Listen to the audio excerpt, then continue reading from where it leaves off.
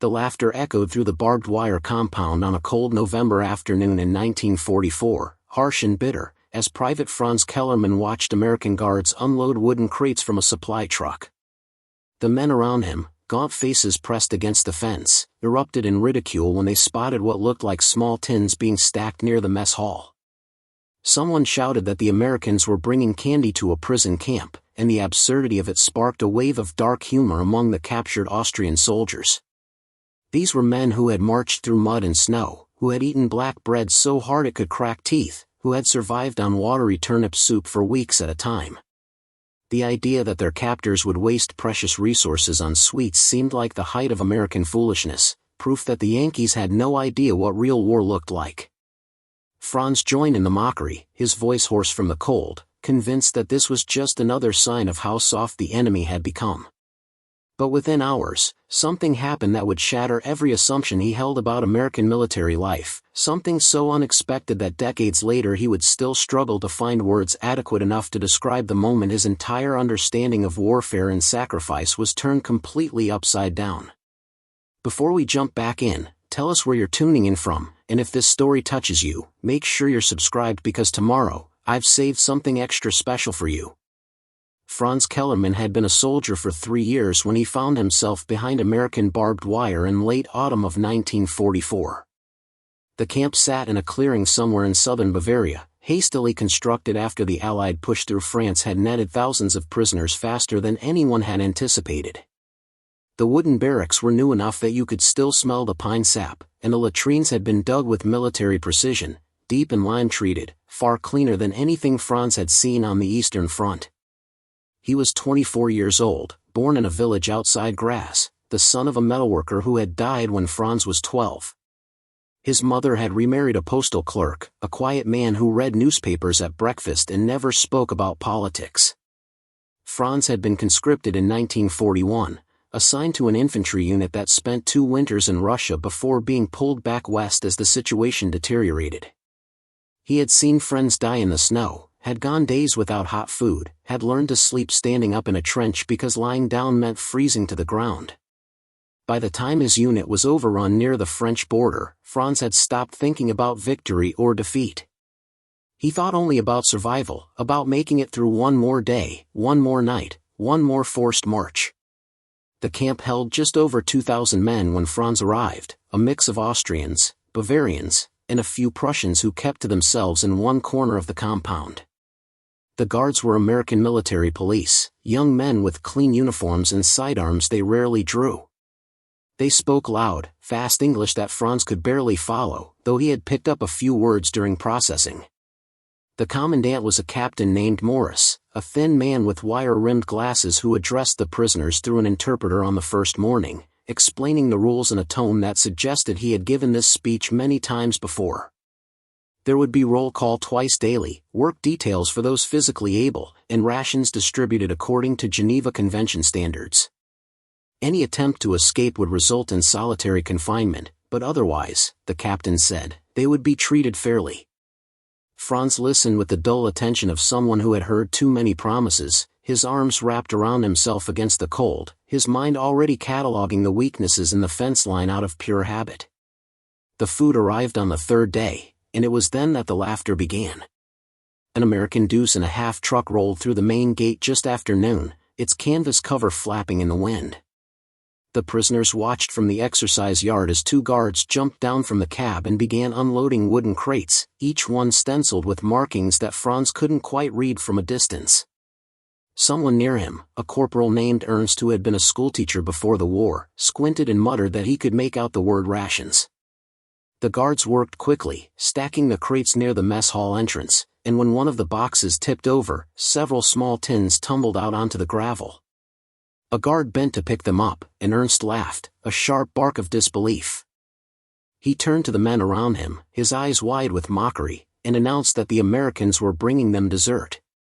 The word spread through the yard like wildfire, and within seconds a crowd had gathered at the fence, pressing close to see what ridiculous luxury the enemy was wasting on prisoners of war.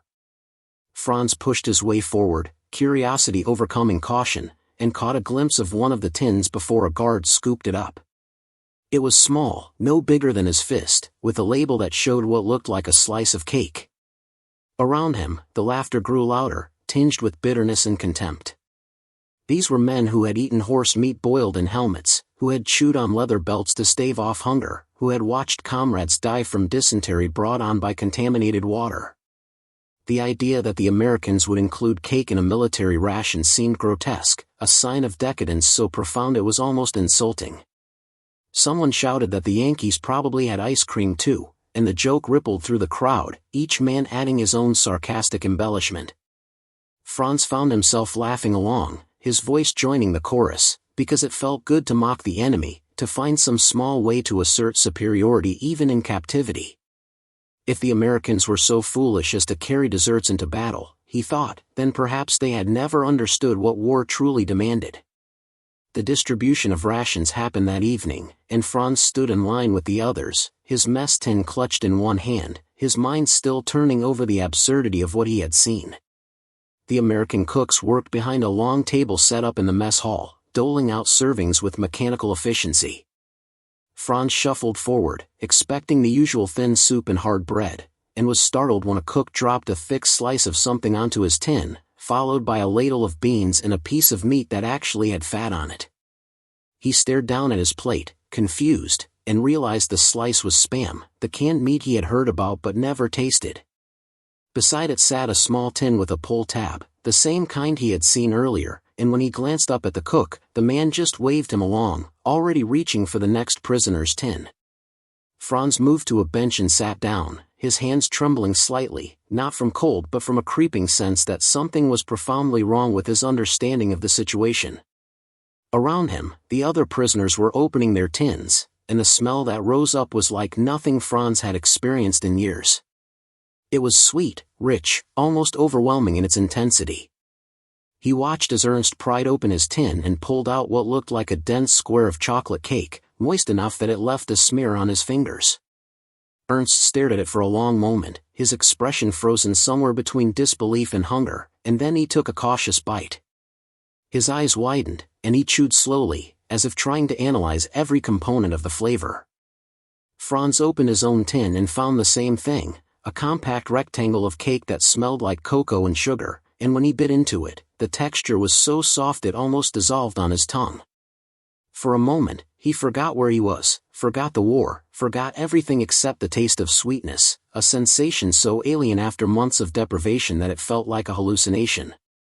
The hall fell silent as 2,000 men ate their first American rations, and the silence was more unsettling than any amount of noise. Franz chewed slowly, his mind racing, trying to reconcile what he was tasting with everything he thought he knew about military logistics. Cake required flour, sugar, eggs, butter, ingredients that were luxuries even in peacetime, and yet here it was, mass-produced and distributed to prisoners. He thought about the rations he had received as a German soldier, the dry crackers that tasted like sawdust, the ersatz coffee made from acorns, the thin soups stretched with whatever could be foraged. He thought about the supply officers who had lectured them on conservation, who had warned that every crumb mattered, that the Reich's resources were finite and must be husbanded carefully. And here were the Americans, feeding their enemies better than Franz had been fed by his own army. The realization settled over the hall like a heavy blanket, and the laughter from earlier curdled into something darker. Men ate in silence, their faces betraying a mixture of gratitude and humiliation, because accepting the food meant acknowledging a truth that none of them wanted to face. Franz finished his cake and looked down at the empty tin, turning it over in his hands, reading the English words printed on the label. The date stamped on the bottom was recent, just weeks old, which meant this wasn't some stockpile from before the war but current production, rolled out of a factory somewhere in America and shipped across an ocean. He tried to imagine the scale of industry required to produce millions of these tins, to include dessert as a standard component of every soldier's meal, and his mind balked at the implications. If the Americans could afford to give cake to prisoners, what were they feeding their own troops? That night, Franz lay on his bunk and listened to the whispered conversations around him. The barracks were cold despite the pot-bellied stove in the center, and men huddled under thin blankets, their breath misting in the air. Someone a few bunks down was crying quietly, though whether from relief or despair Franz couldn't tell. Ernst climbed into the bunk above him, the wood creaking under his weight, and after a long silence, he spoke into the darkness. Preparing and narrating this story took us a lot of time, so if you are enjoying it, subscribe to our channel, it means a lot to us. Now back to the story. He said that he had always believed the propaganda, the speeches about American weakness and decadence, the promises that Germany's discipline and sacrifice would prevail against a nation of soft shopkeepers. But if the shopkeepers could produce chocolate cake for prisoners while Germany struggled to feed its own soldiers, Ernst said, then perhaps the war had been lost before it even began. Franz didn't respond, because there was nothing to say, but he knew that every man in that barracks was thinking the same thing. The next morning brought a new revelation, one that would cement the shift in Franz's worldview. Roll call was at dawn, the prisoners standing in ragged lines while the guards counted heads and checked names against clipboards. Captain Morris appeared, flanked by 2 sergeants, and announced through the interpreter that a group of American airmen would be arriving at the camp later that day. They were part of a bomber crew that had been shot down over Munich, the captain explained, and would be held in a separate section of the compound pending transport to a prisoner exchange point. The captain's tone was matter-of-fact, but Franz detected something else underneath, a kind of respect that seemed odd when talking about captured enemies. The interpreter finished, and the prisoners were dismissed to their morning work details, but Franz found his thoughts circling back to the captain's words. He had seen downed airmen before, battered men pulled from wreckage, and they had never been treated with anything resembling deference. The airmen arrived just after lunch, 5 of them, walking through the gate under guard but not in chains. Franz was repairing a section of fence near the entrance, part of a work detail that involved hammering new boards onto a frame that had warped in the damp weather, and he had a clear view as the group passed.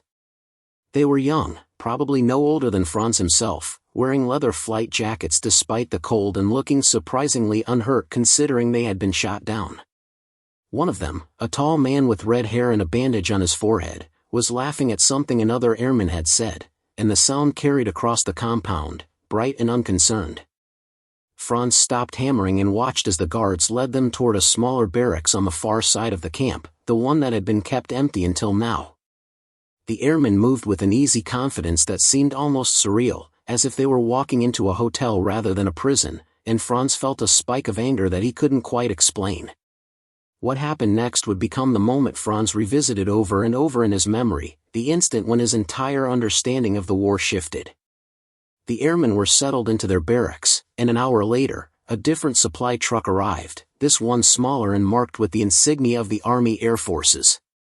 Franz and the other workers watched as the guards unloaded crates, not the standard ration boxes but something else entirely, and carried them into the airmen's barracks. Curiosity overrode discipline, and several prisoners drifted closer to the fence, trying to see what was being delivered.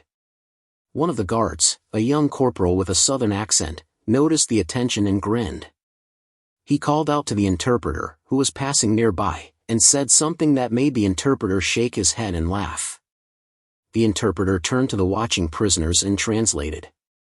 The corporal wanted them to know that the flyboys always got the good stuff, special rations that made the regular army food look like scraps. Franz felt his stomach tighten, a sensation that had nothing to do with hunger. He exchanged glances with Ernst, who had paused in his own work, and together they moved closer to the fence, close enough to see through the barracks window. The airmen were unpacking the crates, and even from a distance, Franz could make out the contents. There were more tins, larger than the ones the prisoners had received, and what looked like packaged bread, fresh enough that one of the airmen was tearing into it with his hands.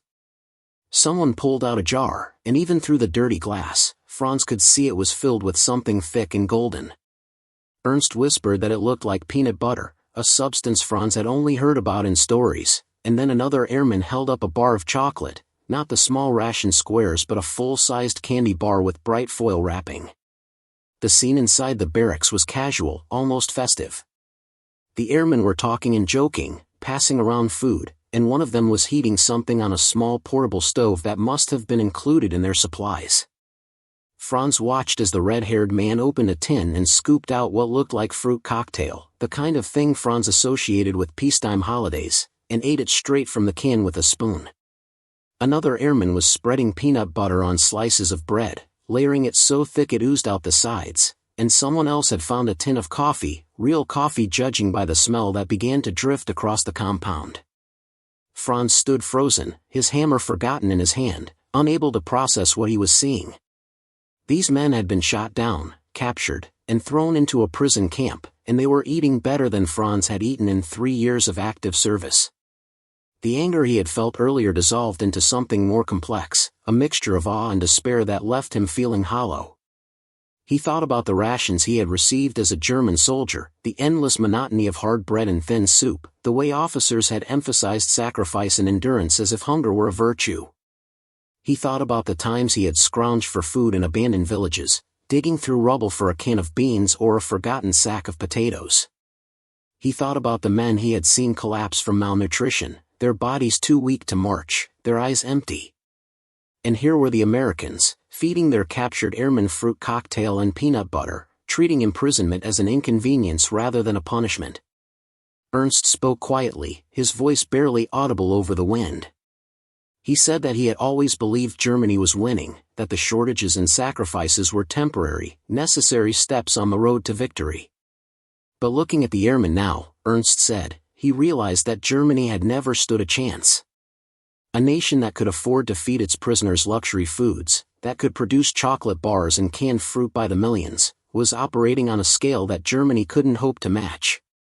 Franz wanted to argue, to defend the Reich, to insist that courage and discipline mattered more than resources, but the words died in his throat. He had seen too much, endured too much, to pretend anymore. The war was over, not because of any single battle, but because the disparity in resources was so vast that no amount of bravery could bridge it. The rest of the day passed in a daze. Franz returned to his work, hammering boards and hauling supplies, but his mind was elsewhere, replaying the image of the airmen eating peanut butter sandwiches and drinking real coffee. The other prisoners moved through their tasks with the same mechanical detachment, and when evening came and they lined up for their own rations, the food tasted like ash. The cook served the same meal as the night before, spam and beans and a tin of cake, and though it was more than Franz had received as a soldier, it felt like mockery now. He ate slowly, chewing without tasting, his eyes drifting toward the airmen's barracks, where light glowed through the windows and the smell of coffee still lingered in the air. That night, Franz couldn't sleep. He lay on his bunk, staring at the ceiling, listening to the sounds of 2,000 men trying to find rest in the cold. Ernst's words kept echoing in his mind, the idea that the war had been lost before it began, that Germany had been fighting an enemy so wealthy, so industrially powerful, that defeat was inevitable. Franz had believed in the cause once, or at least he had believed in survival, in doing his duty and hoping for the best. But now, lying in the darkness with the taste of American chocolate still faint on his tongue, he couldn't find a reason to hold on to that belief. The Americans hadn't defeated him with superior tactics or overwhelming force. They had defeated him with peanut butter and cake, with a casual abundance that rendered all of Germany's sacrifices meaningless. The days that followed brought more revelations, each one chipping away at the foundation of everything Franz had been taught. The airmen were kept separate from the main prisoner population, but Franz found ways to observe them during work details and exercise periods. They moved through the camp with an ease that bordered on arrogance, joking with the guards, playing cards in the afternoons, even organizing a makeshift baseball game in the yard using a stick and a ball made of rolled-up cloth. Franz watched from a distance, fascinated and repelled in equal measure, unable to reconcile their behavior with his understanding of what it meant to be a prisoner of war. These men acted as if capture were a minor setback, an inconvenience that would soon be resolved, and their confidence seemed to infect the guards, who treated them less like enemies and more like colleagues. One afternoon, Franz was assigned to a work detail that involved hauling crates of supplies from the storage shed to the kitchen, and he found himself working alongside an American private, a wiry kid from somewhere called Nebraska who spoke a little broken German. The private was friendly in a way that Franz found unsettling, asking questions about where Franz was from, whether he had family, what he thought of the camp. Franz answered in monosyllables, unwilling to engage, but the private kept talking, filling the silence with chatter about his own life, his plans to go to college after the war, his girlfriend back home who wrote him letters every week. At one point, the private pulled a chocolate bar from his pocket, broke it in half, and offered a piece to Franz. The gesture was so casual, so unburdened by hostility, that Franz took it without thinking, and the sweetness of the chocolate mingled with a bitterness he couldn't name. The private noticed Franz staring at the airmen's barracks and grinned. He said that flyboys always got the best treatment, that it was a running joke in the army how pampered the Air Corps was. Franz asked why, struggling with the English words, and the private shrugged. He explained that flying missions over Germany was one of the most dangerous jobs in the war, that bomber crews had a life expectancy measured in weeks, and that the Air Corps believed in taking care of their men, giving them the best food, the best equipment, the best of everything. It was a way of showing respect, the private said, of acknowledging the risks they took. Franz nodded slowly, processing this, and realized that the logic was both alien and perfectly sensible. The German military had emphasized sacrifice and endurance, the idea that hardship built character, but the Americans approached it differently, using comfort and abundance as tools to maintain morale. The private finished his chocolate and tossed the wrapper into a trash bin, then clapped Franz on the shoulder and headed back to work. Franz stood alone for a moment, holding the half-eaten chocolate bar, and felt the weight of everything he had learned pressing down on him. The war wasn't just about tanks and planes and soldiers. It was about factories and farms, about supply chains and logistics, about a nation's ability to feed and equip its people. Germany had fought with discipline and courage, but America had fought with abundance, and in the end, abundance had won. Franz looked at the chocolate in his hand, a small square of sweetness produced by the millions, and understood that this was the true weapon, not the bombers or the tanks, but the sheer inexhaustible capacity to provide. The weeks turned into months, and the camp settled into a routine. Franz learned to navigate the rhythms of captivity, the roll calls and work details, the long hours of boredom punctuated by moments of unexpected kindness or cruelty. The airmen were eventually transferred out, headed to a prisoner exchange or another camp, and their barracks stood empty for a few days before being filled with a new batch of German prisoners. Franz heard stories from the newcomers, tales of cities in ruins, of armies collapsing, of the Reich contracting like a dying star. The news confirmed what he had already known, deep down, that the war was ending, that Germany was finished, that survival now meant waiting for the official surrender and hoping to be on the right side of the line when it came. One evening in late December, as snow began to fall over the camp, Captain Morris called an assembly in the main yard. The prisoners gathered in the cold, their breath misting, and the captain stood on a platform with the interpreter beside him. He announced that the camp would be receiving extra rations for Christmas, a gesture of goodwill in keeping with the Geneva Convention, and that there would be no work details on Christmas Day. The news was met with silence, the prisoners too weary to muster enthusiasm, but Franz felt something shift inside him, a faint glimmer of something that might have been hope. The captain finished his speech and stepped down, and as the prisoners dispersed, Franz found himself thinking about the chocolate cake, the peanut butter, the casual abundance that had shattered his worldview. Christmas arrived with clear skies and bitter cold. The promised extra rations were distributed at noon, and Franz received a meal that included roasted chicken, mashed potatoes, canned peas, and a slice of pie that tasted like apples and cinnamon. He ate slowly, savoring each bite, and around him the other prisoners did the same, their faces reflecting a complex mixture of gratitude and shame. Ernst sat beside him, picking at his food, and after a long silence, he spoke. He said that when the war ended, when they were finally allowed to go home, he would never forget this moment, the day he realized that the enemy had been more generous in defeat than his own country had been in victory. Franz nodded, unable to find words, and took another bite of pie, the sweetness overwhelming and bittersweet in equal measure. The war in Europe ended in May 1945, and Franz was released from the camp in June, processed through a system that had become efficient through sheer repetition. He returned to Austria with nothing but the clothes on his back and a small bundle of personal effects, and found his village much as he had left it, minus a few buildings and a great many young men. His mother wept when she saw him, and his stepfather shook his hand with a grip that trembled, and for a while, Franz tried to slip back into the life he had known before the war. But something had changed, something fundamental, and he found that he couldn't look at food the same way, couldn't hear talk of sacrifice without thinking of chocolate cake and peanut butter sandwiches. Years later, when Franz was an old man with grandchildren who barely remembered the war, he would tell them about the camp, about the day he watched American airmen eat fruit cocktail and realized that Germany had lost not because its soldiers lacked courage, but because its enemy possessed resources beyond imagining. He would describe the taste of that first chocolate cake, the way it had dissolved on his tongue, sweet and rich and impossible. And he would tell them that the lesson he learned was not about winning or losing, but about the nature of power, about how true strength lay not in the willingness to endure hardship, but in the capacity to spare others from it. The grandchildren would listen with wide eyes, not fully understanding, and Franz would smile and ruffle their hair and think about how lucky they were to grow up in a world where chocolate cake was ordinary, where abundance was assumed, where war was something that happened in history books rather than in their own lives.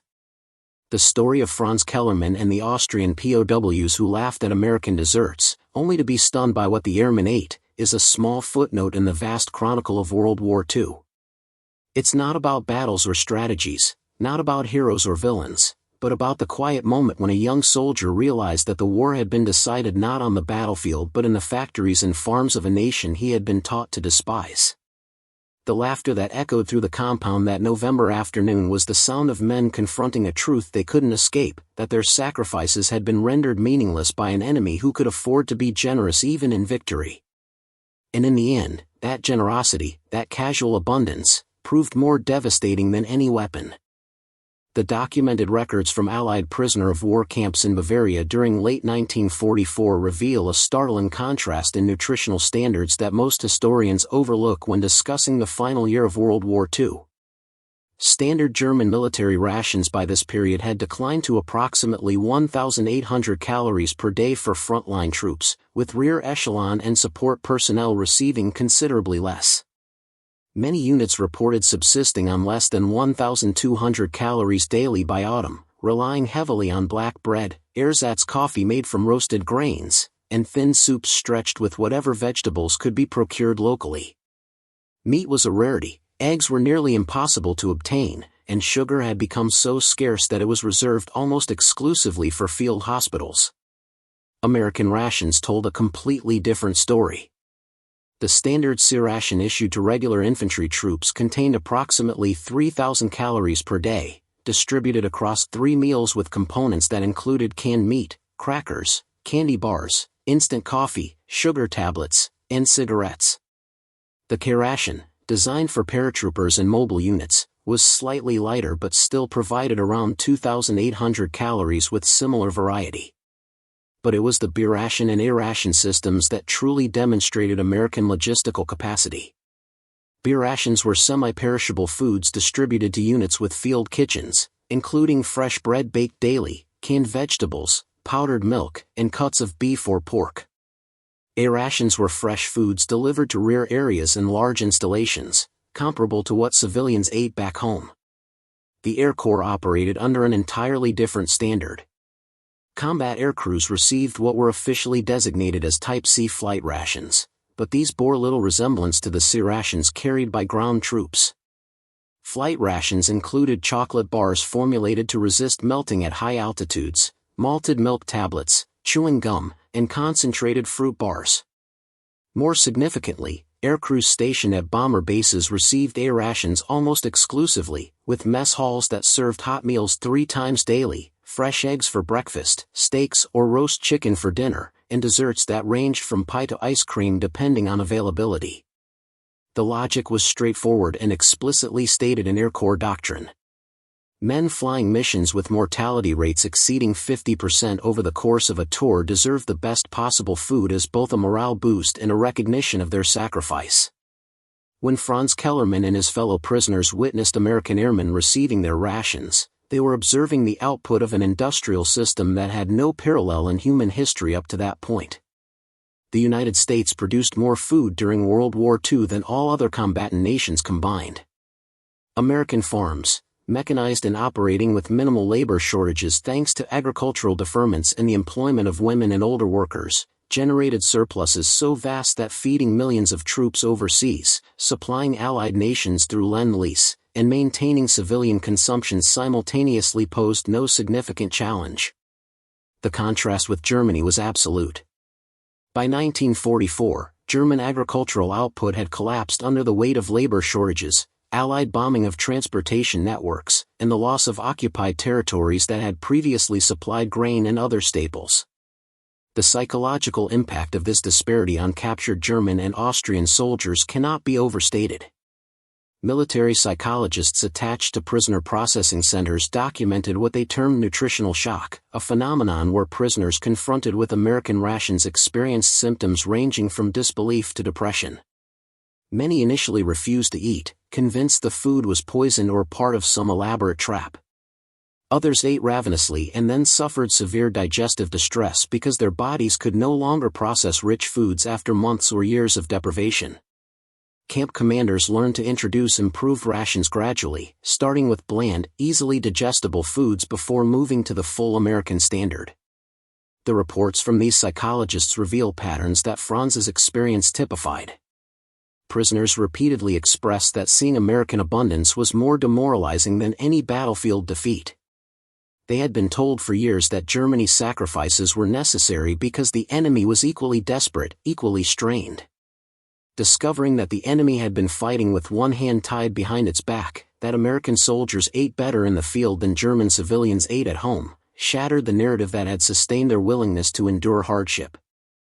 One report from December 1944 quotes an Austrian sergeant who stated that he felt betrayed not by the Americans, but by his own commanders who had allowed him to believe victory was possible when the material imbalance was so overwhelming.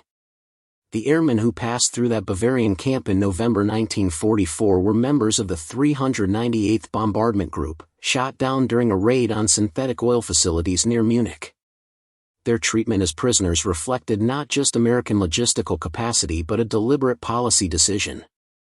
The Army Air Forces had calculated that maintaining morale among aircrews required demonstrating that the service would take care of its men even in the worst circumstances. Special rations for downed airmen were stockpiled at neutral embassies and distributed through Red Cross channels, ensuring that even in enemy captivity, Air Corps personnel received better food than most German civilians. This policy was publicized among aircrews before missions as a form of psychological insurance, a promise that capture would not mean starvation or abuse. What Franz could not have known, watching those airmen eat peanut butter and canned peaches, was that the United States had been preparing for this kind of war for years before Pearl Harbor. American military planners, studying the lessons of World War I, had concluded that logistics would decide any future conflict. The Quartermaster Corps had been quietly revolutionizing food preservation and distribution since the 1930s, developing canned goods with 5-year shelf lives, dehydrated rations that weighed a fraction of their fresh equivalents, and packaging systems designed for rough handling in extreme climates.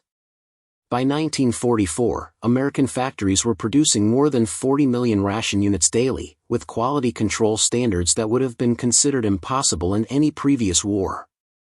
German prisoners like Franz returned home after the war carrying these memories with them, and the impact rippled through Austrian and German society for decades.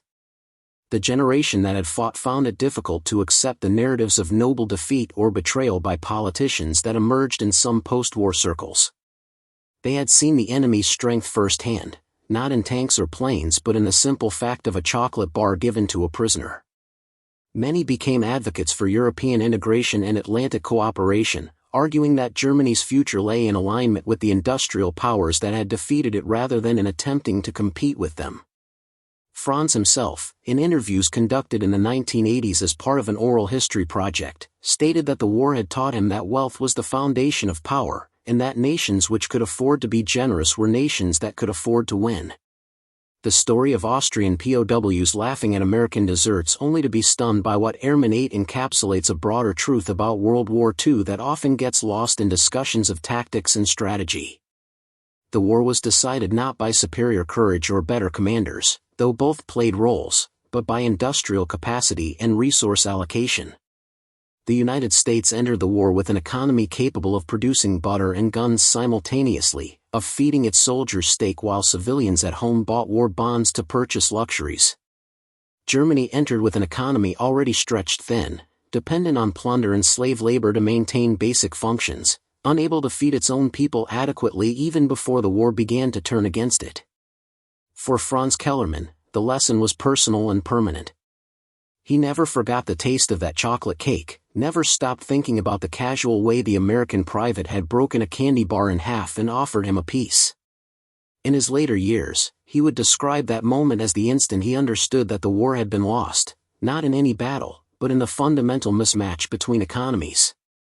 Germany had mobilized every resource for total war and still could not match what America produced as an afterthought.